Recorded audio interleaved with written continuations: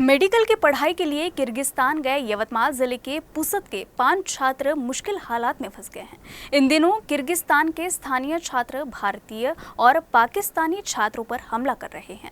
इस हमले में अब तक 4 पाकिस्तानी छात्र मारे जा चुके हैं। सौभाग्य से भारतीय छात्र अभी सुरक्षित हैं, लेकिन इस तनाव की स्थिति में ये छात्र किर्गिस्तान से वापस अपने वतन लौटना चाहते हैं। इन छात्रों के अभिभावकों ने सरकार से इनकी सुरक्षित घर वापसी की गुहार लगाई है। भारत से बड़ी संख्या में छात्र मेडिकल शिक्षा और अन्य पाठ्यक्रमों के लिए विदेश जाते हैं। इसी तरह करीब 14 छात्र शिक्षा के लिए किर्गिस्तान गए हैं। इनमें यवतमाल जिले के पुसद के 5 छात्र किर्गिस्तान की राजधानी बिश्केक में मेडिकल की पढ़ाई कर रहे हैं।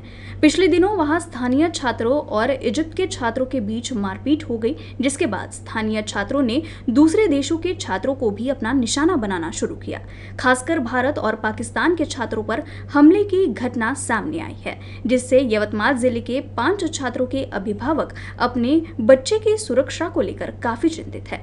अभिभावकों ने विदेश मंत्रालय से समय रहते कदम उठाने और इन छात्रों को घर वापस लाने के लिए आग्रह किया है। यवतमाळ जिल्ह्यातील पुसद तालुक्यातील 5 विद्यार्थी हे किर्गिस्तान येथे वैद्यकीय शिक्षणाकरिता गेले होते।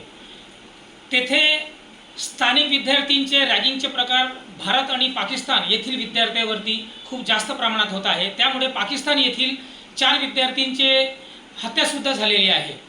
सुदैवाने आपल्या जिल्ह्यातील भारतातील पुसद तालुका येथील 5 विद्यार्थी हे सुखरूप आहे। सौरभ शेषराव राठोड, श्रीकांत कैलास पडघणे, खुशी दिनेश धोटे, आशुतोष संतोष जाधव, चेतन रमेश जाधव हे आता सुखरूप आहे। त्यांच्या पाल्यांची एकच विनंती आहे, आम्ही यवतमाळकरांची एकच विनंती आहे परराष्ट्र मंत्री साहेबांना का लवकरात लवकर यांचे विद्यार्थ्यांची परीक्षा आटपत आहे।